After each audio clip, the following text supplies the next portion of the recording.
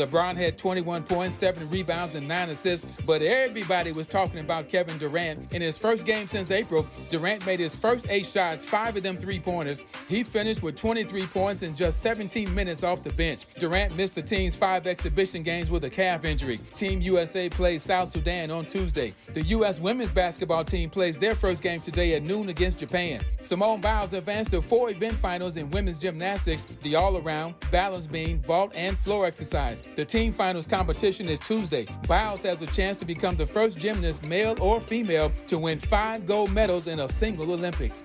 No debates, no speculation, just the info you need. That's your KBLA Sports Minute. I'm Ray Richardson. More news, opinions, and conversation when we come forward on KBLA Talk 1580. KBLA Talk 1580 is the fastest growing talk radio station in Southern California. Home to 50,000 watts and an audience reach of 12 million listeners. KBLA Talk 1580 is a pioneer for Black audio content, including our groundbreaking $2 million climate justice campaign and the most loyal, influential audience.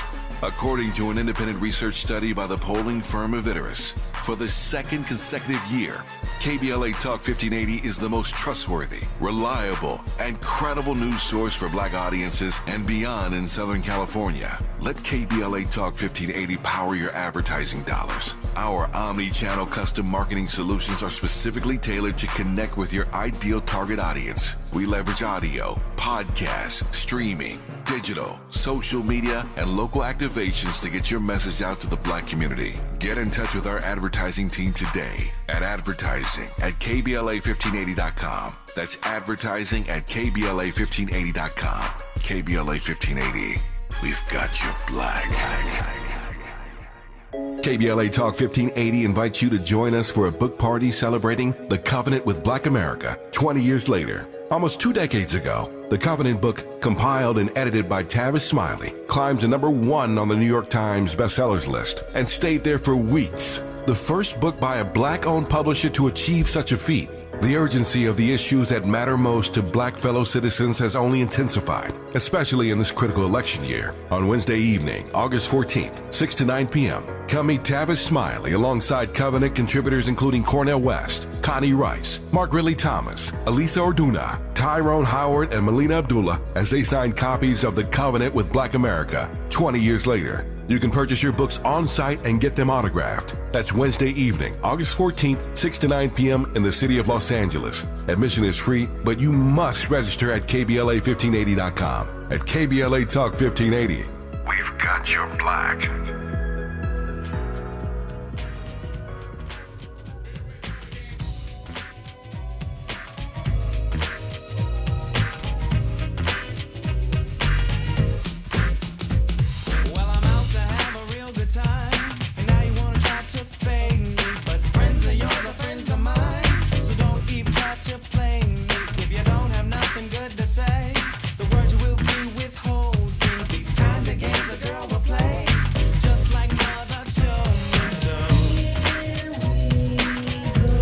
Here we go. It's Tavis Smiley with our second hour, and I'm delighted to have you joining us today.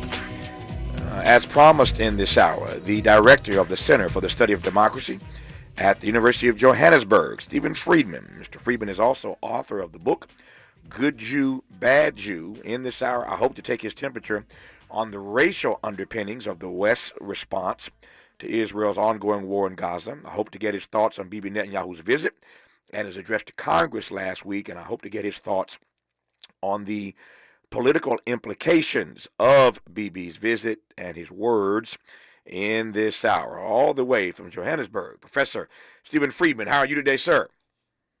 I'm well, thank you. How are you? Thanks for the invitation. It's great to have you. I'm doing well. If I complained, I'd be an ingrate, and I'm delighted to have you on for this conversation for the hour. Let me start with this. How did you read Bibi's visit to our country last week?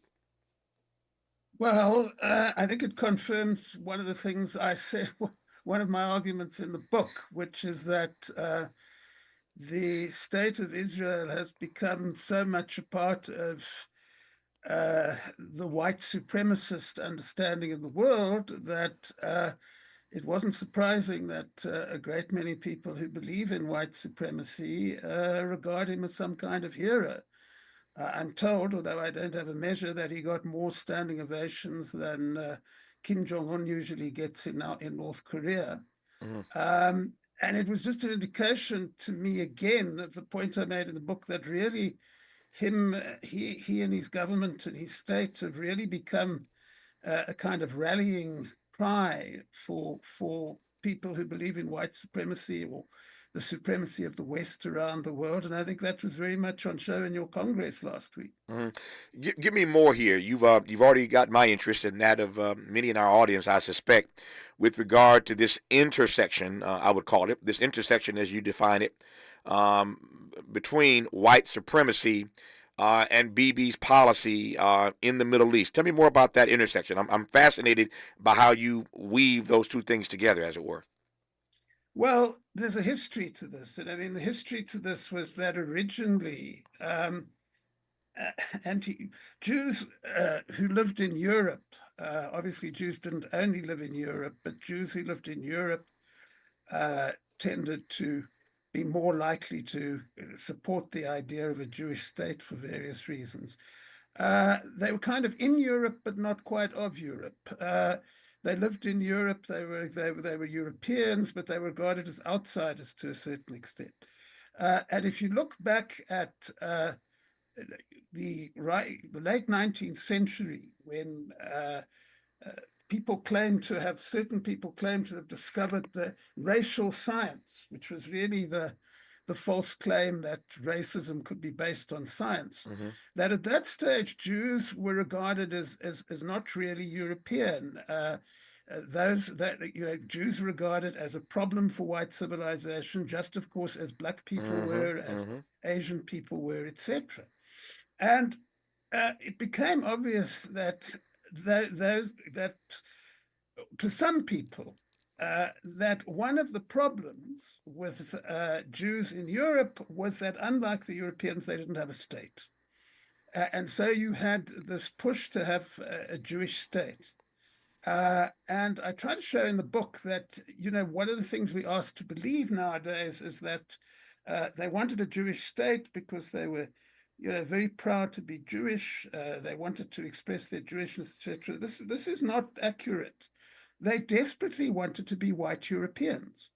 They felt excluded from white Europe, and they felt that if they had a state in the Middle East, white Europe would accept them. Theodor Herzl, who was one of the great one of the writers who invented this idea of the Jewish state, he actually wrote a book called The Jewish State. But in another book he wrote, he describes the state, which obviously hadn't been born yet. And what you see there is fascinating because what do they do in his state? Every evening they dress up in top hat and tails and they go to the opera. And the language they speak is German. There's nothing Jewish about any of this, but it's very white European. So really, they managed to persuade white Europe, particularly after the Nazi atrocities in the Second World War, that really they could be the outpost of white Europeanness in the Middle East. There's been a book written about Germany's relationship with the Israeli state. Unfortunately, there's nothing about it in my book because it appeared after my book appeared.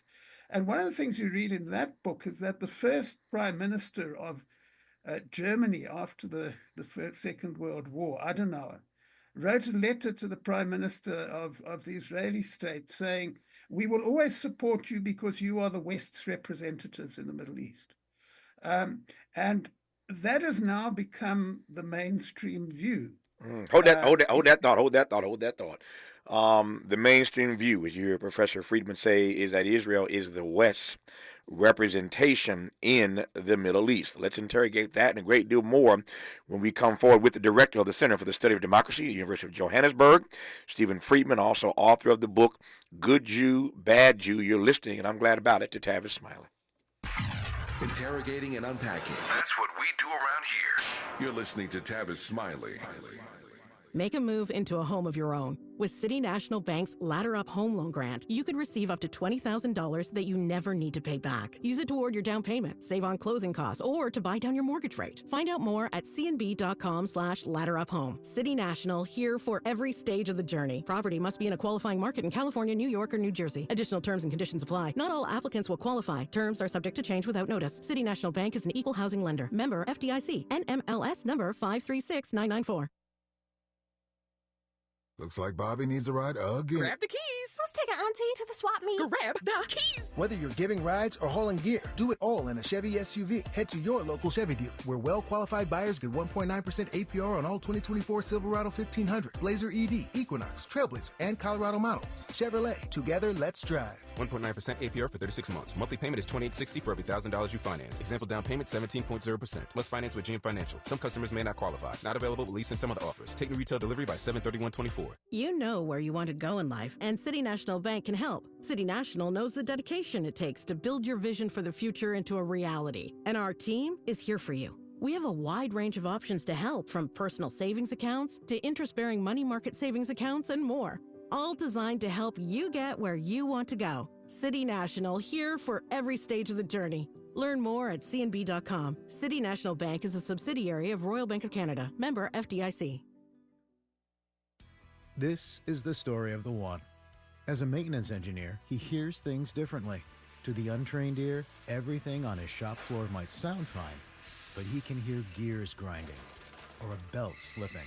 So he steps in to fix the problem at hand before it gets out of hand. And he knows Grainger's got the right product he needs to get the job done, which is music to his ears. Call, click Grainger.com, or just stop by.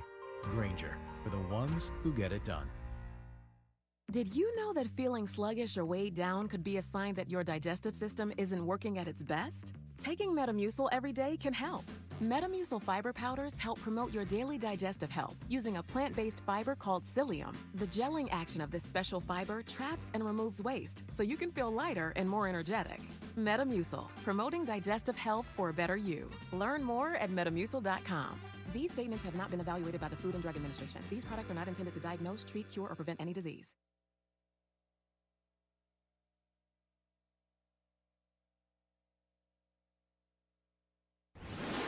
Let's get back to more of this rich dialogue with Tavis Smiley. Indeed, Tavis Smiley and Stephen Friedman, who is the say it again, Tavis, slow down, the director of the Center for the Study of Democracy, University of Johannesburg, author of the book, Good Jew, Bad Jew. We'll get to the book here in greater detail in just a second. He's already sort of taken us inside of it.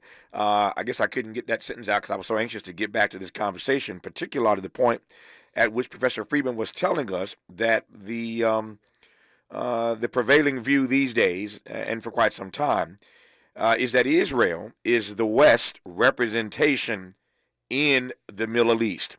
If that is true, and I don't doubt your suggestion in that regard, Professor Friedman, what are the impacts? What are the results? What are the consequences of that reality, sir?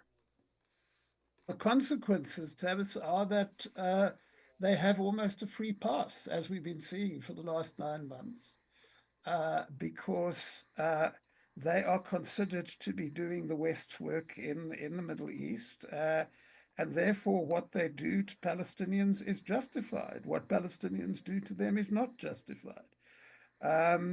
It's very interesting also to compare this to attitudes to Ukraine.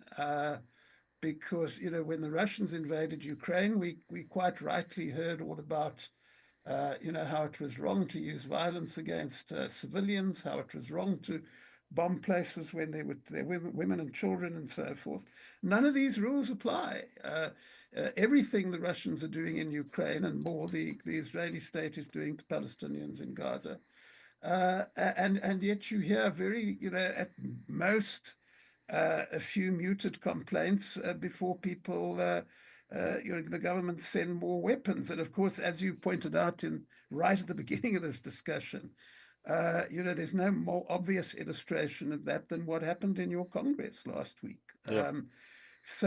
It means that there's impunity. They can get away with what they like, and they will simply be given the munitions which enable them to carry on doing it. I want to come back to BB's appearance in front of our Congress last week in a moment here. But for those who are listening right now and are wrestling with or are troubled by, or for that matter, angry with you, disappointed in your assessment of this link, this intersection of Israel's current policy in the Middle East, in Gaza specifically, with white supremacy. White supremacy is the worst legacy in this country. Make no mistake about it. It's an ugly legacy. Indeed, there were members of our Congress who boycotted BB's speech last week, but I don't think they boycotted because they think that his policy in the Middle East is necessarily synonymous with white supremacy. That's a damning indictment to link those two things together. And so for those who may be offended by your linking the ugliness of white supremacy with a republic, with a country who has a right to self-determination, a country that has a right to defend itself, a country that was attacked, you know the line, et cetera, et cetera, et cetera. Yeah. What do you say to those persons who just are just a little disturbed by your linking their policy, defending themselves, with white supremacy, Professor Friedman? Well, let's go back to the days after October the 7th, about 9 months ago, and we all heard what the representatives of that government had to say immediately afterwards. Quote unquote, these are human animals.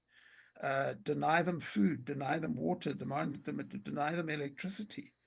That's a very colonial white supremacist attitude. The point has been made repeatedly that in the West, Palestinian lives do not count in the same way as Israeli lives count, just as when white supremacy in the US, which, as you correctly say, is a blight on the US, which is also a blight on my country for many years, is also based on the idea that somehow black people are less entitled to live and less entitled to be who they are than white people are. So it's a very similar prejudice. I think the other thing which I find, one of the other things I find revealing, which is discussed in the book, is look at who the loudest friends of the Israeli state are. The more white supremacist they are, the more they love the state. It's obviously clear in your politics in the US, where the more on the right wing of the Republican Party you are, or the more pro-Israel you are. I start off the book by pointing out that when Donald Trump led his insurgency on the 6th of January at the Capitol, there were people among his supporters, there were people in that crowd who had T-shirts on saying 6 million was not enough, which means that the Nazis' murder of 6 million Jews, they didn't kill enough Jews. And those same people were rallying behind Israeli flags. So, that's quite startling, because it means that in their minds, the Israeli state is no longer representing Jews, it's representing whiteness, it's representing Western supremacy. The greatest friends of the Israeli state, the Prime Minister of Hungary, Orban, the former president of Brazil, Bolsonaro, these are all, very right-wing white supremacist figures who clearly believe that, somebody like Bolsonaro in Brazil said, no, the Nazis didn't kill Jews, they died of cold and starvation. But he, at the same time, is quite happy to embrace Netanyahu and the Israeli state because he believes that they're doing what he thinks should be done. And this goes back many, many years. Right at the beginning, many of the people who supported an Israeli state in West, starting with the British politicians who supported this, were people who were very racist, very, very loud in their support for the supremacy of white Western civilization, but who liked the idea of the state precisely for that reason. Very often, if you look carefully at the statements of the current leaders of the state, that's what they're telling us. They're saying we are white and Western, and therefore we are in the right. Those who are not white and Western are in the wrong. Yeah. How would you respond now to those persons? You mentioned the religious right in this country, and with regard to the Republican Party specifically, the more to the right you are, the more likely you are to be a stalwart supporter of the nation state of Israel. That is true as an assessment. You're spot on, and yet I want to sort of parse this and ask how you'd respond to persons in that particular group. Talking now again about persons in the GOP who happen to be more aligned with Israel and, frankly, with their policy right now in the Middle East. But that, again, is not born perhaps of their white supremacist leanings, trying to be charitable and generous here, maybe not born of their white supremacist ideology, but born more of their Christology. Not their ideology politically, but their Christology. And I could add to that, frankly, a number of African Americans. There were African Americans who spoke at the RNC, high-ranking African Americans, people like Tim Scott, one of our United States senators out of South Carolina. He clearly is not a white supremacist. He may have some white supremacy in him, but he's not a white supremacist.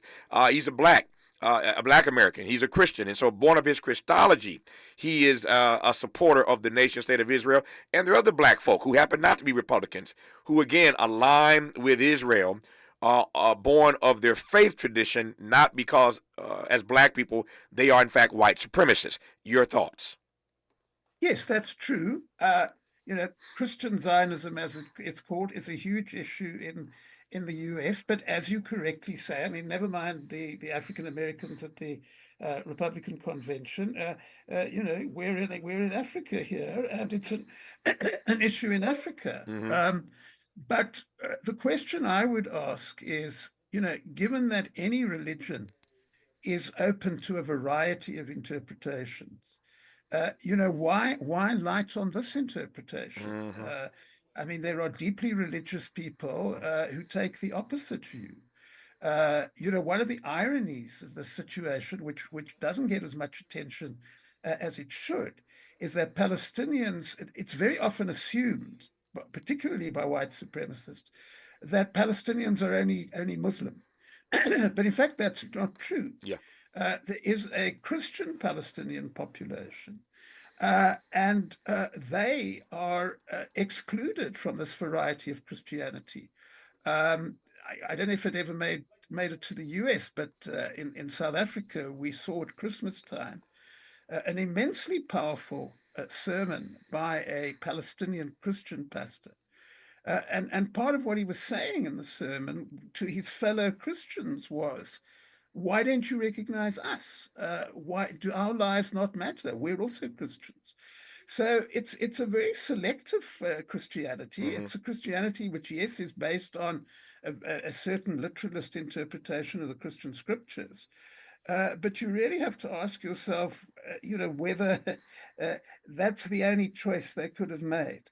I think the other thing which interests me, and I mean, that's certainly an issue one has to, give quite a lot of thought to, is it is possible to be white supremacist without being white.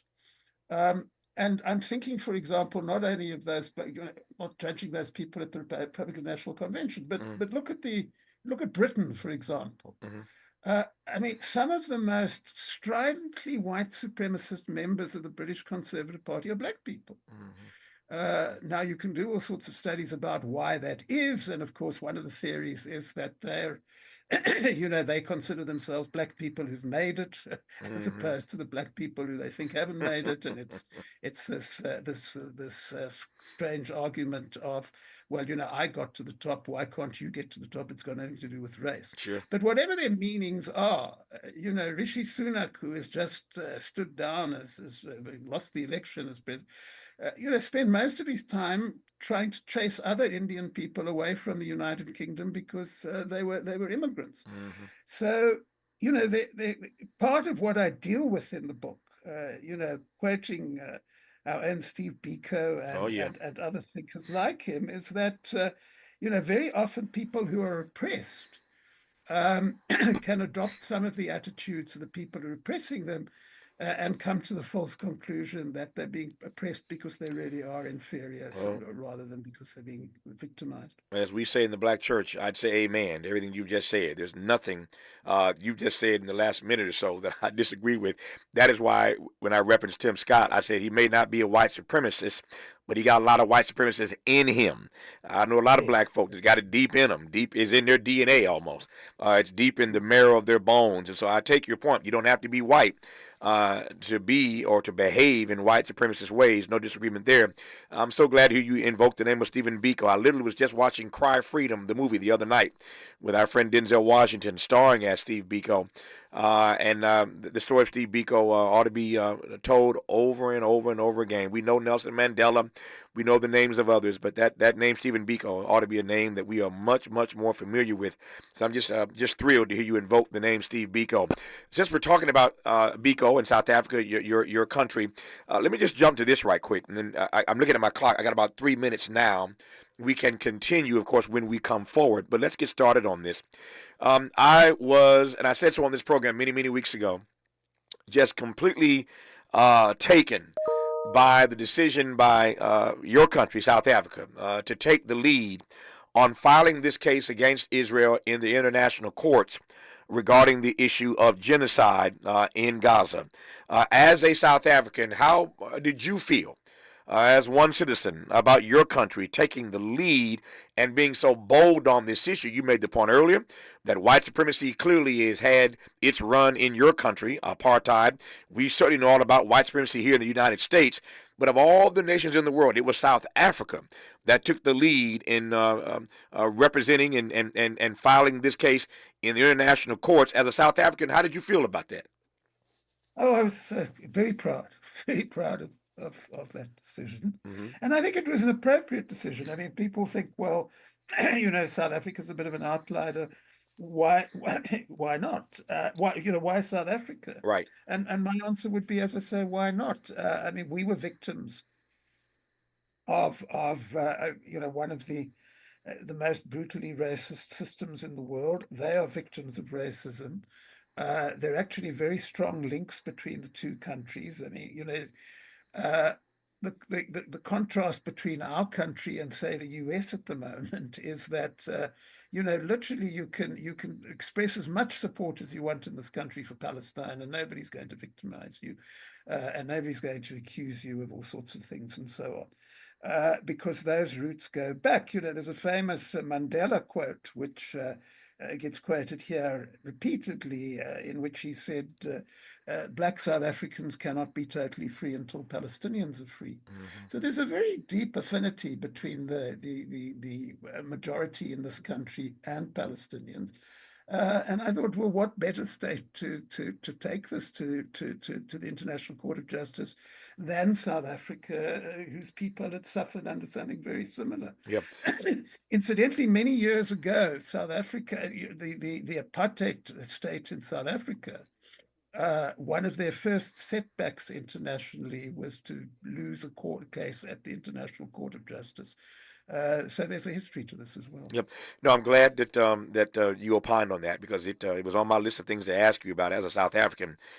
You felt about your country taking the lead in bringing this case to the International Court of Justice. Of course, all kinds of international news was made about that, but for South Africa to be the lead country in that case was fascinating for many, many people in this country and indeed around the globe. His book is called Good Jew, Bad Jew. We'll get to that title, just unpack the title. Let's just start with that when we come forward in this conversation with the director of the Center for the Study of Democracy at the University of Johannesburg and author of that book, Stephen Friedman, who you're listening to right now on Tavis Smiley. For all the freedom-loving folk, this is Tavis Smiley. I feel like freedom. Paid for by government.com. Did you know the United States Mint has issued a new Morgan silver dollar coin in proof condition for the first time? Not only that, they are also minted in 99.9% pure silver for the first time ever in history. Coin experts are calling this an amazing opportunity for anyone that knows the enduring popularity of Morgans. But you must hurry. Only 400,000 of these legal tender silver dollars were issued. These first ever Morgan silver dollars are brand new with stunning mirror-like finish, Minted by the iconic San Francisco Mint. Call now and you're guaranteed a new first ever 99.9% pure silver proof Morgan dollar. To learn more, call 1-800-973-9717. If you order now, you will receive a free coin collector bonus pack, a $25 value, free with every order. Call 1-800-973-9717 now to secure your new Morgan silver dollars before they are gone. That's 1-800-973-9717. Thank you for joining us, everyone. I'm Mike Moore. Now here's the latest from the Black Information Network. Former President Trump says he'll continue holding outdoor rallies following the attempt on his life earlier this month. In a post on Truth Social, Trump said the Secret Service has agreed to substantially heighten protection of those events. He didn't provide any details on what additional steps might be taken. The wife of the late Secretary of State Colin Powell has died. Alma Powell was 86 years old. The African-American couple was married for nearly 60 years. Alma Powell dead at the age of 86. The U.S. and its allies in the Indo-Pacific are pledging to boost maritime security in that region. Secretary of State Antony Blinken was in Tokyo, where he met with his counterparts from Australia, India, and Japan. And that's the latest. I'm Mike Moore from your 24/7 news source, the Black Information Network, and BINnews.com. Hi, I'm Kyle at Blindster.com. I started Blindster in 2010 in my garage after I overpaid for new blinds. I researched the industry, hired my mom, and 14 years later, we're one of the largest retailers of custom blinds in the U.S. Don't pay too much for new blinds. Go to Blindster.com. Is this the time? This is the KBLA Sports Minute with Ray Richardson.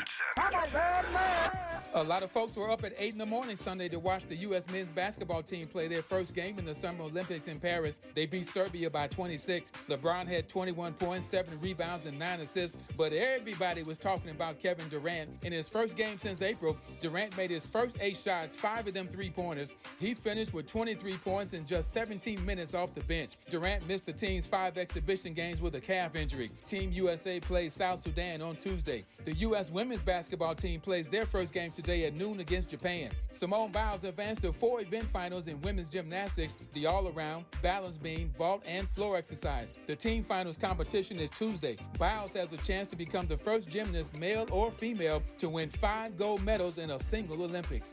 No debates, no speculation, just the info you need. That's your KBLA Sports Minute. I'm Ray Richardson. More news, opinions, and conversation when we come forward on KBLA Talk 1580.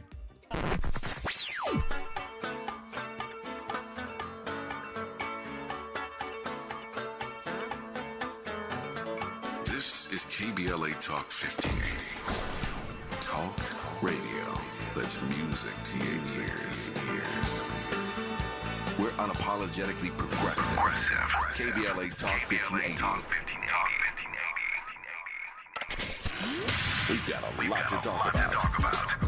Race, culture wars, political turf battles, criminal justice and injustice, the courts. These are the conversations you won't hear elsewhere. My guests are leading journalists, celebrities, and sports figures, elected leaders, and influencers. They aren't afraid to get into it and say the quiet part out loud.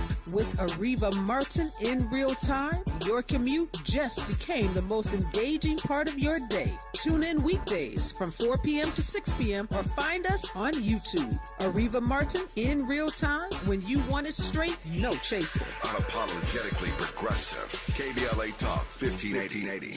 We've got your black. My friends swim no matter the season, but my moderate to severe plaque psoriasis can sometimes take me out of the moment. Now, thanks to Skyrizi and clear skin, count me in. With Skyrizi, Risankizumab Riza, a prescription-only 150 milligram injection for adults who are candidates for systemic or phototherapy. 3 out of 4 people achieve 90% clear skin at 4 months. Don't use if allergic to Skyrizi. Serious allergic reactions and an increased risk of infections or a lower ability to fight them may occur. Before treatment, your doctor should check for infection and tuberculosis. Tell your doctor if you have an infection or symptoms such as fever, sweats, chills, muscle aches, or cough, or if you plan to or recently received a vaccine. Thanks to Skyrizi, there's nothing on my skin, and that means everything.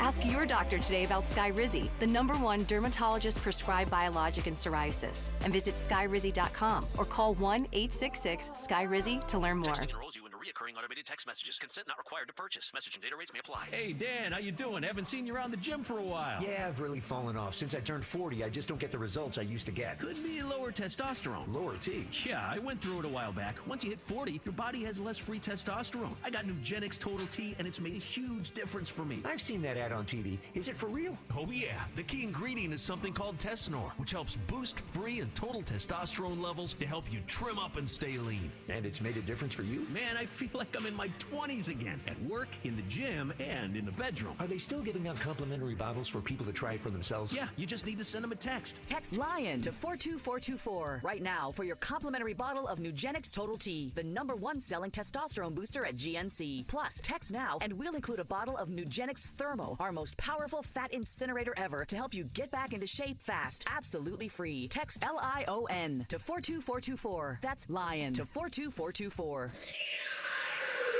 Sounds different, huh? This is Tavis Smiley. This is Tavis Smiley in conversation with Professor Stephen Friedman, who is director of the Center for the Study of Democracy at the University of Johannesburg. He's also author of the text Good Jew, Bad Jew. We've been dipping in and out of the book, but I haven't gone to expressly as I want to do right now. Let me start, Stephen Friedman, with that title, Good Jew, Bad Jew. Unpack that for me, for starters. Well, it's based on a book by a colleague, Mahmoud Mamdani, who is he's actually Ugandan, but he's been teaching in the US for many years. And after 9/11, he wrote a book called Good Muslim, Bad Muslim, which was really about how the US, in the wake of 9/11, had actually, he goes back, drew this distinction between Muslims who were peaceful and Muslims who were not. And he shows how US money actually armed the ones who were not. But what interested me about Mamdani's book is that, it was about this process of deciding that some people in a group are good and others are bad. And at the time, I'd been reading quite a bit about the way in which supporters of the Israeli state turned the tables, if you like, on anti-racists by accusing them of being racist, which is one of the themes in the book. And Jews are very often at the receiving end of this. Very often it's Jews who are told that they can't occupy various jobs, etc., because they're opposed to the Israeli state. So what is happening there is that essentially what the supporters of the Israeli state are doing is changing dramatically what it means to be Jewish.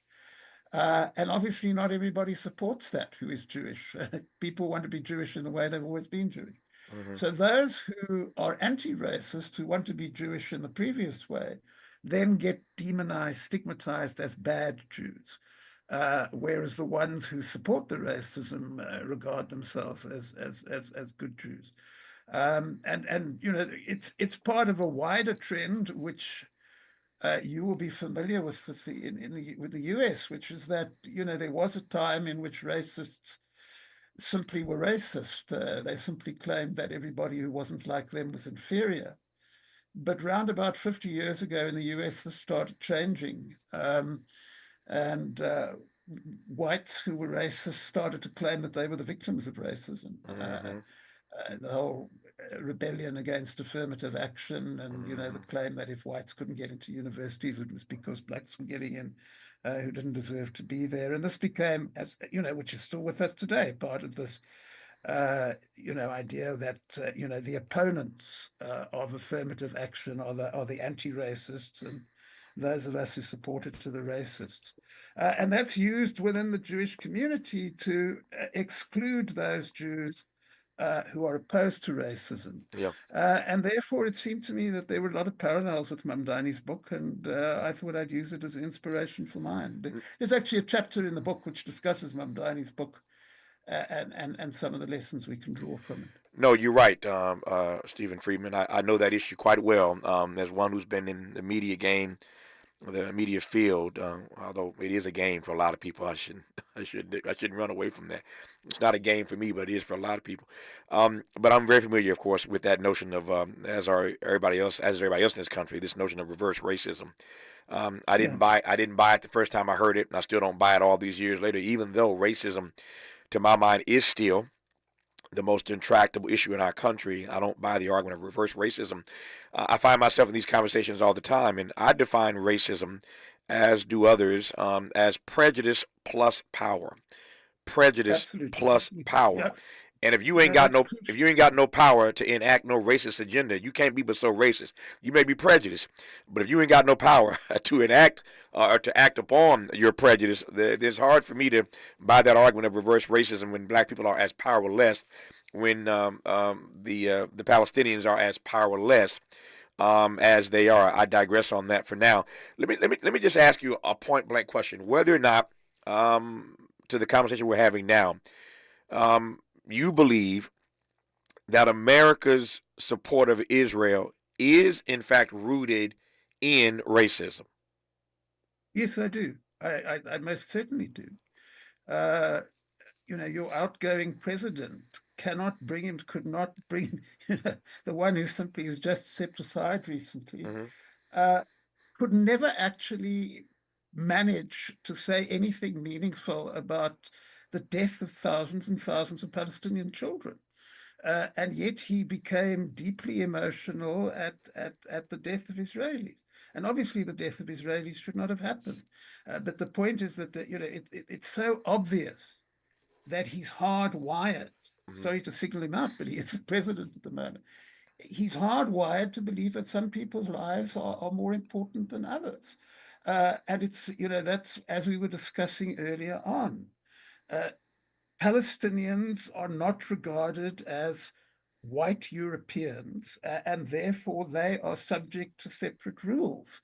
One of the points I make about Mamdani, one of the things I quote in Mamdani's book, which really explains a lot of what's going on in Gaza at the moment, is that he says that in the minds of white Europeans, there are two kinds of wars. There are civilized wars and there are colonial wars. And in the civilized wars, there are rules. We all know about the Geneva Convention. You can't kill civilians, you can't attack schools, hospitals, etc. But in the colonial wars, there are no rules. You can do what you like. The Belgians can kill 10 million people in the Congo, and that's okay. The awful Nazi crimes during World War II were preceded in Africa by a genocide against the people of Namibia, in which among the Nama people of Namibia, which is a big group of section of the Namibian population, 50% of the population were wiped out by the Germans. And when people talk about genocide and when two people talk about mass fraud, it hardly ever gets a mention. It gets a little footnote because they're Africans. They don't matter. And I'm afraid, yes, I think that the support for Israel is so, bound up in this idea that the West is white, the West is superior, etc. And I mentioned earlier this incredible contrast with Ukraine. And just to indicate how deep-rooted it is, not only in the US, we're in the middle of the Olympics at the moment. Russia is banned from the Olympics because it invaded Ukraine. Israel is not banned from the Olympics, despite the fact that it's committed this huge violence in Gaza. And the message is simple: you can't mess with Ukrainians because they're white, but you can do what you like to Palestine. Well, there are those, and let me just tee this up. We'll give you a chance to respond when we come forward. I know there are those listening right now who would say, Stephen Friedman, I hear that argument, but Ukraine was a sovereign nation attacked from the outside when it had done nothing to Russia. It was just Russian aggression at the hands of Mr. Putin. Israel was, in fact, attacked on October 7th, and they responded to an attack. So why should they be banned from the Olympics when they were attacked? We'll let you respond to that when we come forward. And I must tell you that at a couple different points in my career, my broadcast career, my work as an advocate, I've been I've been referred to by some as a bad black. There are folk who didn't like my commentary during the Obama era, and I was labeled as a bad black. So I know something about that. I can only imagine when you espouse the views that you espouse, you must have been called a bad Jew any number of times. I want to talk about that part as well when we come forward. Our guest, Stephen Friedman on Tavis Smiley. From the Mert Park with love, this is Tavis Smiley. We asked seniors how to prevent Medicare scams. My best advice, if you get a phone call, do not talk to the person. These people are well trained. Don't talk to them.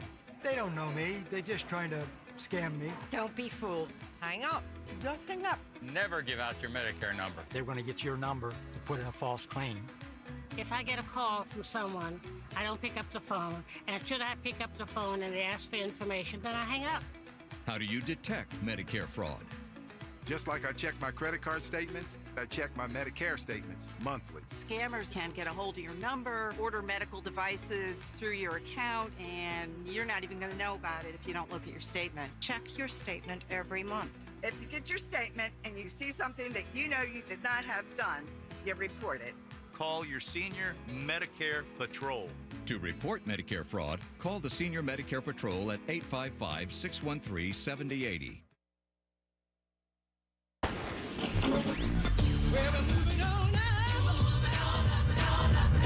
Tavis is like George and Wheezy.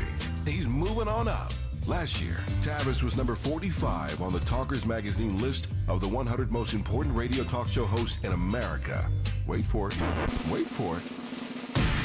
The 2024 list was recently released, and Tavis has jumped to number 33 on the list of the nation's most important talkers, making him the highest-ranked African-American on the coveted roster.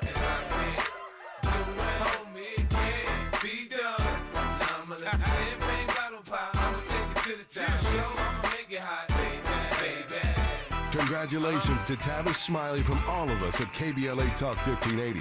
We've got you black.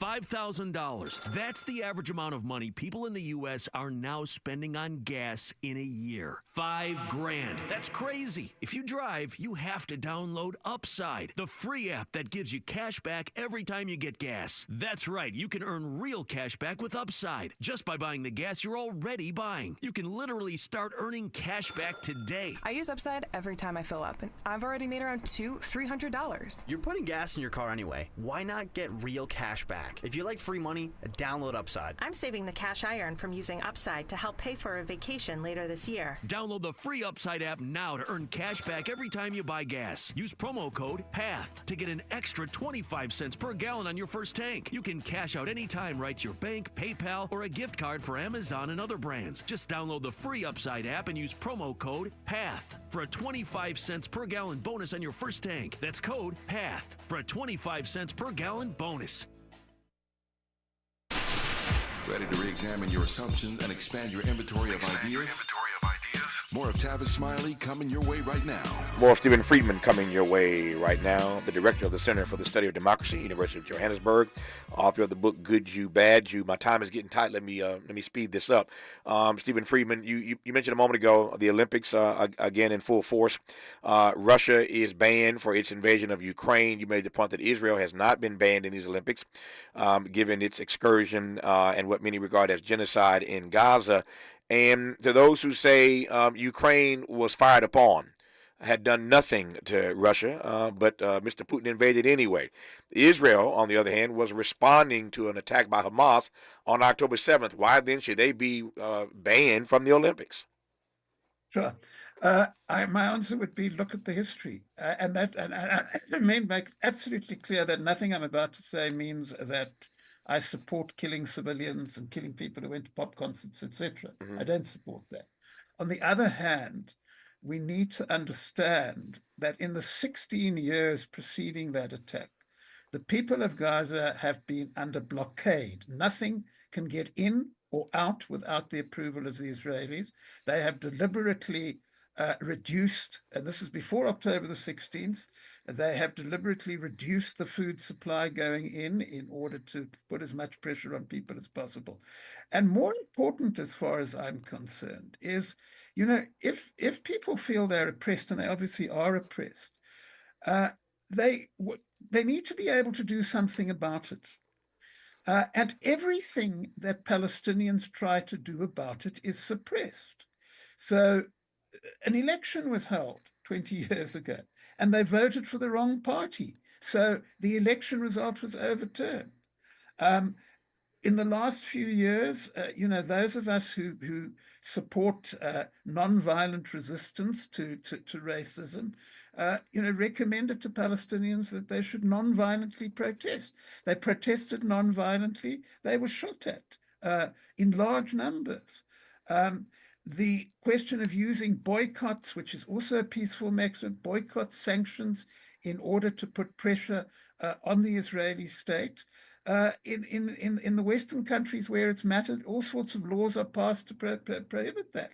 People have actually landed up in jail in France for wearing T-shirts supporting a boycott. In the US, you have repeated attempts to pass laws making boycotts illegal and so on. So it gets to the stage where, when Palestinians ask you, as they do, what are we supposed to do?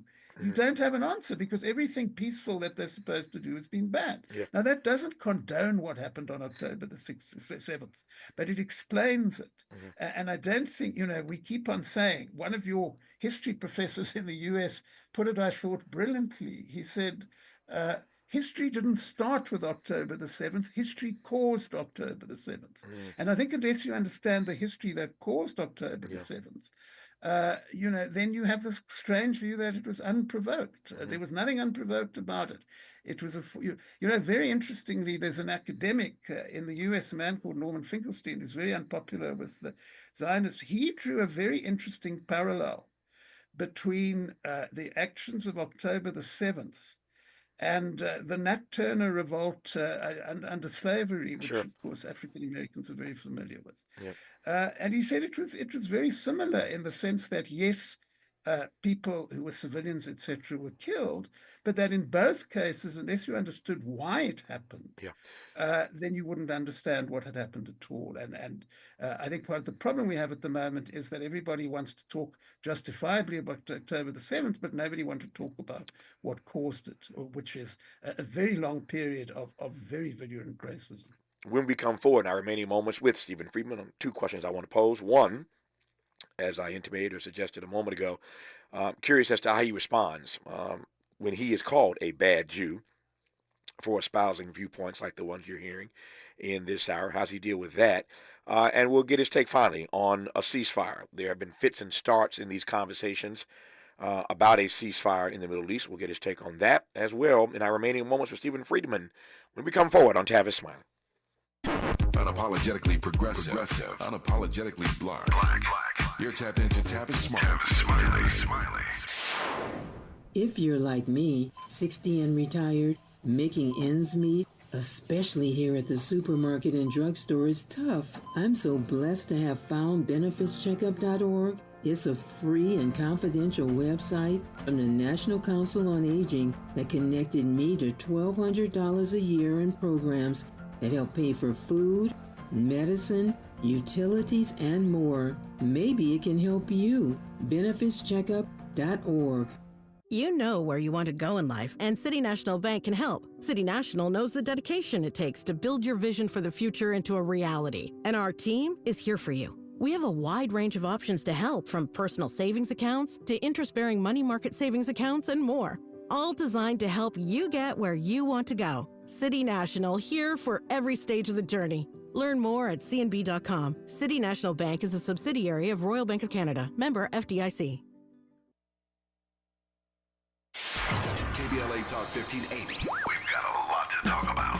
KBLA Talk 1580, connecting you with services and solutions. Legal Aid Foundation of Los Angeles is a nonprofit law firm that protects and advances the rights of the most underserved, leveling the playing field and ensuring that everyone can have access to the justice system. Every year, LAFLA provides free, high-quality legal services to more than 100,000 people living in poverty across greater Los Angeles. Their unique combination of neighborhood offices, self-help centers at courthouses, and domestic violence clinics puts Legal Aid Foundation of Los Angeles on the front lines in vulnerable communities and at the forefront of change. LAFLA's expert team of attorneys, paralegals, and support staff works to provide direct representation, offer counsel and advice, provide referrals, and educate the community about their legal rights through workshops and seminars. With locations all over LA, you can access their services or volunteer to help no matter where you live. And if you have an urgent issue, call 213-235-0060. That's 213-235-0060. To get legal help, make a donation, or volunteer, visit lafla.org. lafla.org. This is a community call to action from KBLA Talk 1580. Hey, John, why so glum? I just got let go. The company's downsizing. This is the third time in the last 2 years. I'm done with this. Have you thought about My Computer Career? I've heard they can train you for a career in IT in just a few months, including cybersecurity and the basics of AI. And you don't need prior training or experience. Now that's a recession-resistant career. Wow, thanks. I'll check them out. Go to mycomputercareer.edu and take the free career evaluation. mycomputercareer.edu. Financial aid is available for qualified students, including the GI Bill. Who do you trust to get at the truth? Tavis Smiley. That's who. The conversation continues right now. It does indeed. For the next 3 minutes, that's all I have left to the top of the hour with our guest, Stephen Friedman, who is joining us, has joined us, I should say, for this entire hour from Johannesburg. And I'm pleased to have had him on this program. His book is called Good Jew, Bad Jew. He's director of the Center for the Study of Democracy at the University of Johannesburg. Two things in these 3 minutes. First of all, what say you, sir, about the ceasefire and all these fits and starts in the conversation? Well, look, I'm not the first person to say this. The reality is that it's not in the interest of the current Israeli government to therefore for there to be a ceasefire. The Prime Minister doesn't want a ceasefire because he'd lose his job and possibly go to jail if there was a ceasefire. And several members of his cabinet believe that Palestinians should be wiped out so that there can be a bigger Israeli state. So the only way there's going to be a ceasefire is if the only state in the world which is keeping this going by providing the weapons, the United States, stops it. It's one of the great ironies in terms of what we've been discussing, that previous Republican presidents, obviously the climate was very different, decided they could pick up the phone to the Israeli Prime Minister and tell him to stop it. Currently, that's not, the President of the United States doesn't feel he could do that. And as long as, I'm afraid, that's the reality, people will continue to get killed. My final minute here, as I said earlier, when you share and espouse and hold the kinds of viewpoints that you do as one who is Jewish, I suspect more than once you've been called a bad Jew. How do you respond to being called a bad Jew? Yeah, I'm sure as many times as you say you were called a bad black person. I respond by saying I am faithful to and am acting out what most Jews have been acting out and believing in for the last many centuries. We didn't have a state. We were demonized by the racists. As a result, we thought that we should be in solidarity with other people who were demonized by racists. And that's been a mainstream part of being Jewish. They're the ones who are ashamed of being Jewish. They're the bad Jews in the sense that they want to turn their back on many centuries of history so that they can become white Europeans. So which one of us is the bad Jew? Those of us who want to remain faithful to a tradition, or those of us who desperately want to be somebody else? I could take that same argument and use it for being labeled a bad black. I think you get it. I think the audience gets it. I digress. His name is Stephen Friedman. He's director of the Center for the Study of Democracy at the University of Johannesburg, Joburg. His book is called Good Jew, Bad Jew. I've been honored to have had him on this program to share his insights. Stephen Friedman, have a great rest of the day there in South Africa. Thank you for your time, sir. Thank you, Tavis. It's been an honor. Wonderful to talk to you. My honor to have you on. More of Tavis Smiley when we come forward. KBLA 1580 Santa Monica.